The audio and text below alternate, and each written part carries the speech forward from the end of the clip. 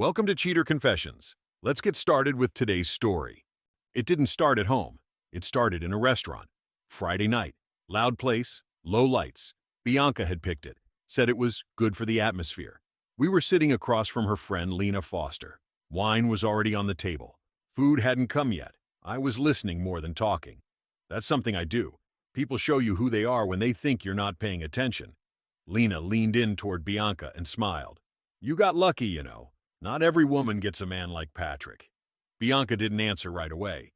She took a slow sip of her wine, like she was enjoying the moment. Then she said it. I can get a divorce anytime I want. Nothing in my life would change. Lena laughed. Not surprised, just entertained. I didn't. I set my glass down slowly, looked straight at Bianca. Say it louder next time, I said. I think the table behind us missed it. Both of them froze for a second.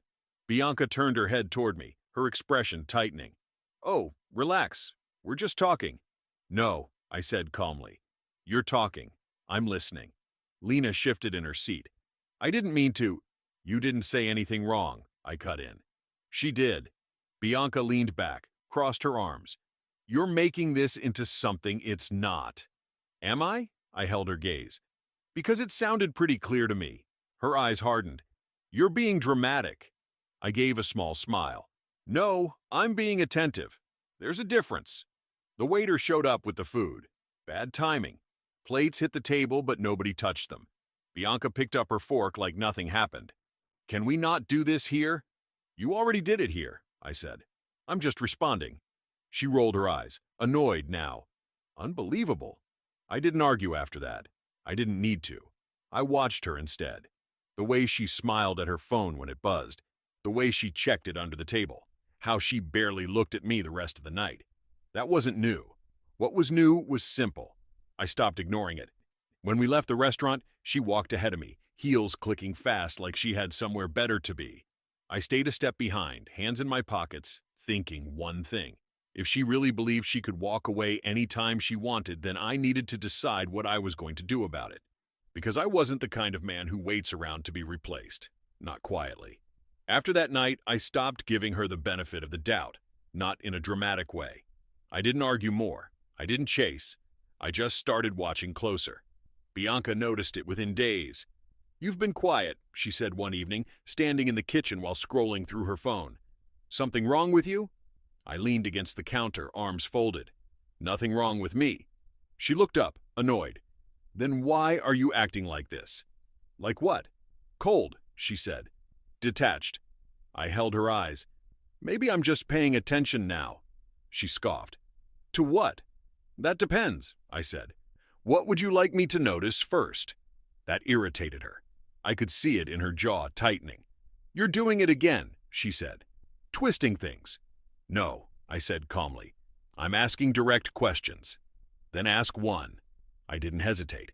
Who are you seeing? Silence, just for a second, but it was there. Then she laughed. Too quick, too forced. Wow, she said. That's where your head is at? Answer the question. She shook her head, grabbing her bag. I'm not doing this. You sound insecure. I stepped forward slightly. Do I? Yes, she said sharply. And it's not a good look on you. That word again. Not a good look. I nodded once. Got it. She walked past me like the conversation was over, like she had control of it. But I let her go. Because arguing with someone who thinks they're smarter than you is a waste of time. Catching them isn't. 2 days later, I got what I needed. Her phone lit up on the couch while she was in the shower. I wasn't going through it. I didn't need to. The preview was enough. A message popped up. Short, clear. Same suite tomorrow. Don't be late. No name, just a number. I stared at the screen for a few seconds, then looked away. No reaction, no anger, just confirmation. That night, she came out of the bedroom dressed better than usual. New heels, different perfume. I've got a work thing, she said, adjusting her earrings in the mirror. Might be late. I nodded. Of course. She glanced at me through the mirror. That's it? No questions? I met her eyes. You don't like my questions. She hesitated. Just a moment. Then she smiled like she had already won. Exactly. She left 10 minutes later. I didn't follow her. I didn't call her. I sat down at the table, opened my laptop, and started pulling records. Bank statements, ride history, charges. If she thought I was going to guess, she didn't know me at all. That was the night I stopped asking for the truth and started building it myself. Once I started, I didn't stop. I pulled everything I had access to: joint accounts, credit cards, even old statements most people forget about. Patterns don't lie. People do. It didn't take long to see it. Same hotel, different nights, always late, always paid the same way, no mistakes. She thought she was careful. She wasn't careful enough. By the third night, I had timestamps lined up with charges. By the fourth, I had ride logs that matched the same location. Downtown, Riverside Suites, consistent, planned, not a mistake, a routine. That's when I called Joseph Grant. We'd known each other for years. He handled contracts for my business. Clean, precise, no wasted words. He picked up on the second ring. "Patrick, I need you for something personal," I said. A pause. "That usually means complicated." "It won't be," I said. "I just need it done right. Come by tomorrow." I showed up the next afternoon with a folder. Not complete yet, but enough. Joseph flipped through a few pages. Receipts, times, locations. He didn't react much, just nodded once. "You're sure?" "I don't deal in guesses." He closed the folder. "All right. We'll prepare everything. Quietly. That's how I want it. No confrontation?" "Not yet." He looked at me for a second longer. "You're handling this differently than most."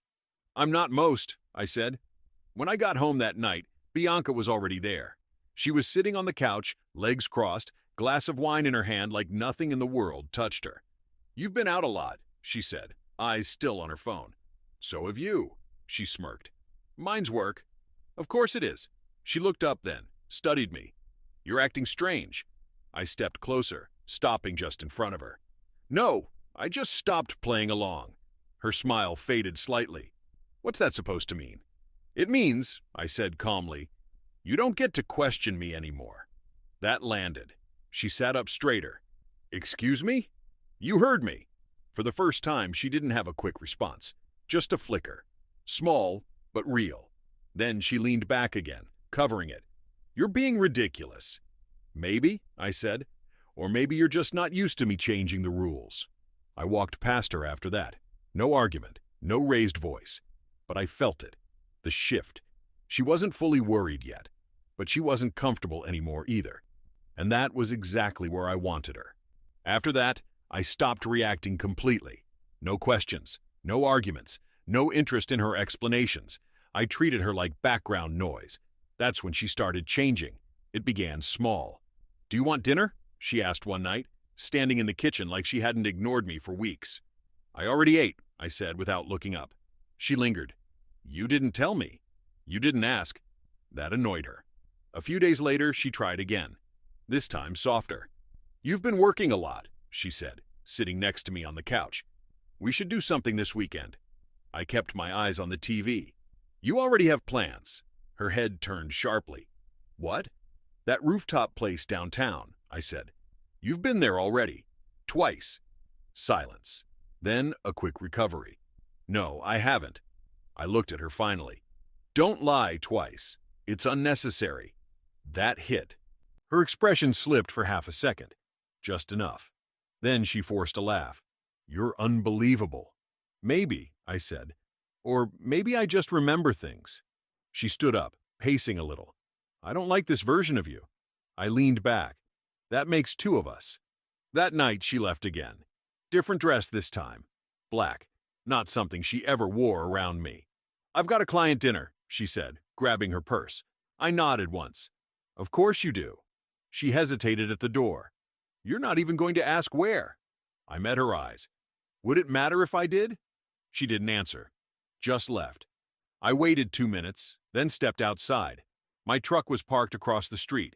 I kept the lights off. I didn't follow close. I didn't need to. Just enough distance to see. She got into a car. Not a rideshare. A black sedan. A man was driving. I couldn't see his face. Didn't need to. I sat there for a moment, hands steady on the wheel. No anger. No rush. Just clarity. I turned the engine off and leaned back. "That's not confusion," I said to myself quietly. "That's a decision." I didn't follow them. I went home instead. Because at that point, I didn't need more proof. I needed a plan. And now I had every reason I needed to finish it. Once I saw her get into that car, everything became simple. No more guessing, no more waiting, just execution. The next morning, I sat in Joseph Grant's office again, this time with everything: receipts, ride logs, dates, times, a full timeline. He went through it carefully, page by page. "You've built a strong case," he said. "Financially and legally, you're covered." "I want it clean," I said. "No room for arguments." "It will be," he replied. "We'll separate assets properly. You'll walk out protected." "Good." He tapped the folder. "When are you planning to move on this?" "Soon." He nodded. "Then I'll have the final documents ready by the end of the week." I stood up. "Do it."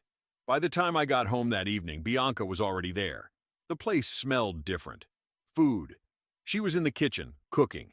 That hadn't happened in months. She turned when she heard me. "Hey, I made dinner." I set my keys down slowly. "I can see that." She gave a small smile. "Thought we could sit down, like before." I walked in, looked at the table.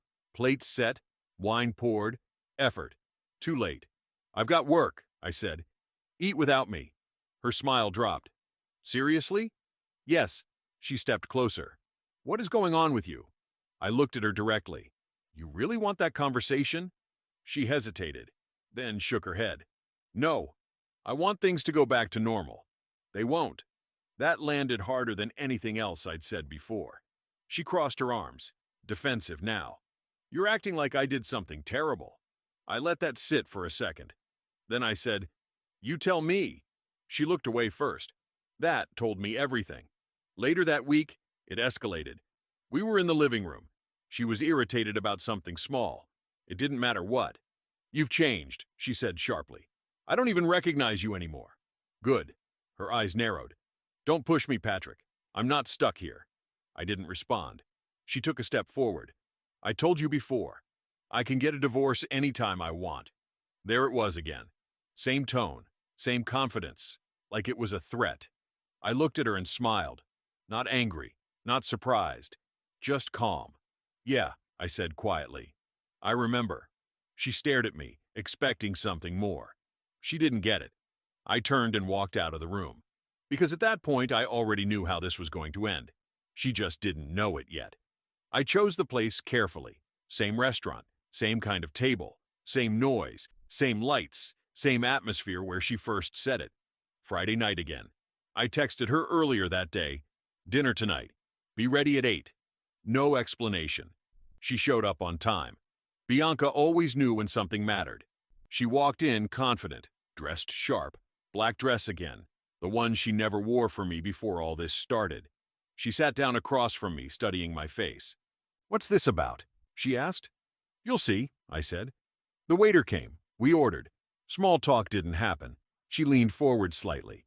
"You've been off for weeks. If you have something to say, just say it." "I will." Food arrived. Neither of us touched it. I reached down calmly and pulled a folder from my bag. Manila. Thick. Organized. I placed it on the table between us. Then I tapped it twice with my fingers. Light. Controlled. Her eyes dropped to it. Then back to me. "What is that?" she asked. "You like clarity," I said. "That's clarity." She didn't touch it yet. "Patrick, open it." She hesitated.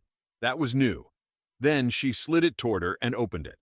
The first page, transactions. Second page, ride logs. Third, timestamps. Hotel entries, dates lined up perfectly. I watched her face change. Confidence, to confusion, to realization. "This is," she started, then stopped. "Keep going," I said. She flipped faster now, panic building. Her hands weren't steady anymore. "Patrick, this isn't—" "Careful," I cut in. "Think before you lie." She snapped the folder shut, looked up at me, eyes wide. "You've been spying on me?" "No," I said calmly. "I've been paying attention." Her voice dropped. "You went through my life like this? You opened that door." She shook her head. "This doesn't mean what you think it means." I leaned back slightly. "Same hotel, same nights, same man driving you. You want to try that again?" Silence. People around us kept talking, laughing. No one knew what was happening at our table. Bianca swallowed hard. "We can talk about this. Not here." I held her gaze. "This is exactly where it should happen." Her breathing got sharper. "You're embarrassing me." I gave a small smile. "No, you handled that part yourself." She looked down at the folder again like it might disappear. Then she said it, quieter this time, not as confident as before. "I told you, I can get a divorce anytime I want." I nodded slowly. "I remember." I tapped the folder again. "Those are the papers." That's when it hit her. Not suspicion, not tension, reality. And for the first time since I'd known her, she didn't look in control. For a few seconds, she didn't speak. She just stared at the folder like it had weight. Then she pushed it back toward me slightly, not fully, just enough to create distance. "You're serious," she said. "I don't do things like this unless I am." Her eyes moved across my face, searching for something. Hesitation, doubt, anything she could use. She didn't find it. "Patrick, listen," she said, lowering her voice. "This isn't what you think." "It is," I said. "You just don't like how clear it is now." She shook her head quickly. "No, you don't understand.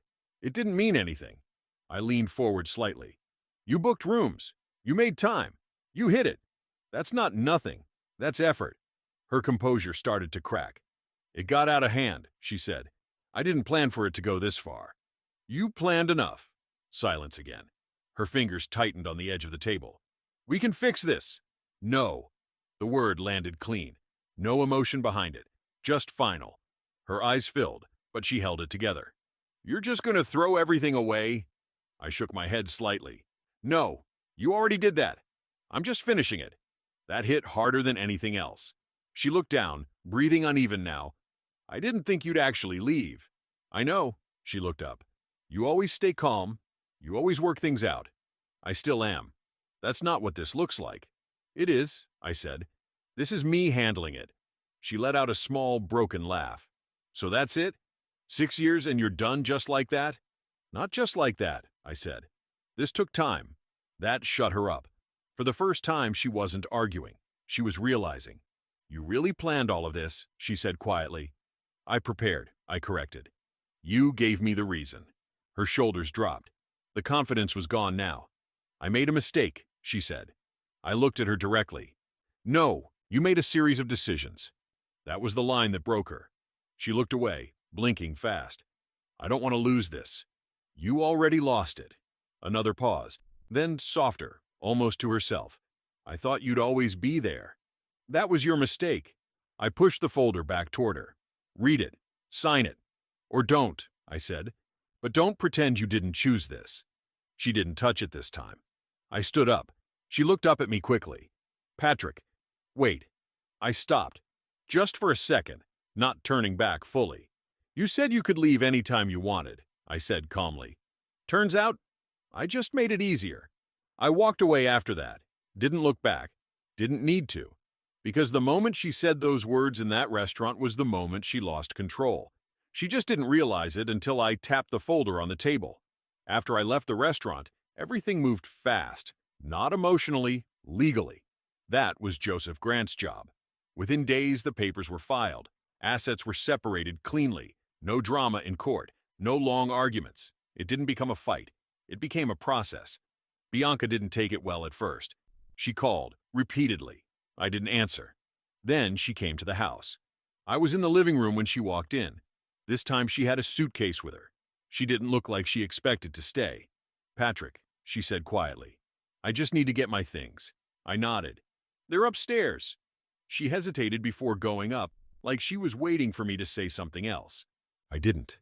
She moved through the house slowly. Not angry anymore. Just careful. Like she didn't recognize it as hers in the same way.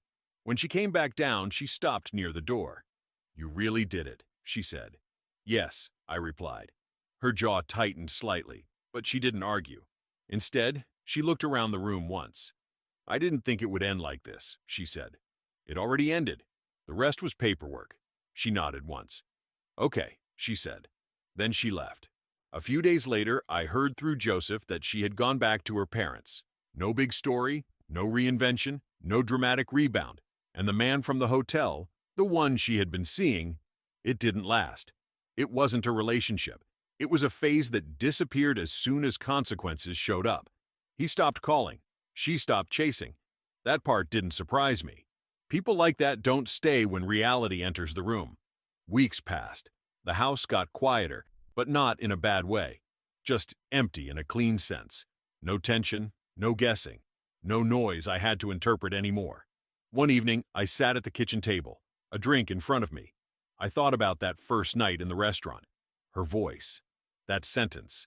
The way she said it like nothing could touch her. I can get a divorce anytime I want. She was right about one thing. She could. She just didn't expect I would be the one to make it final.